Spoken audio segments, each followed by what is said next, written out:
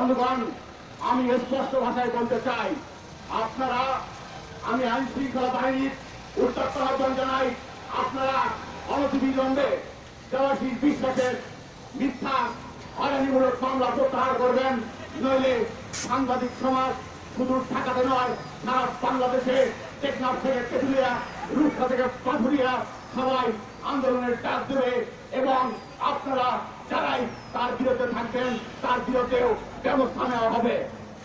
আমি সেই সঙ্গে বলতে চাই, সংগ্রামী বন্ধুগণ, বর্তমানে এই বৈশ্বিক মহামারী করোনার প্রভাবে গোটা দেশে, শুধু বাংলাদেশ না সারা বিশ্বে যেভাবে মানুষের এখন অতি কষ্টে দিন যাপন করছে, আমাদের বাংলাদেশের মানুষও অতি কষ্টে দিন যাপন করছে।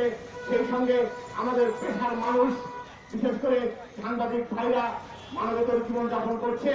এই করোনার দোহাই দিয়ে বিভিন্ন পত্রিকার মালিক এবং টেলিভিশনের মালিক তারা সাংবাদিকদের বিভিন্ন প্রতিষ্ঠান থেকে গণছাড়াই করছে।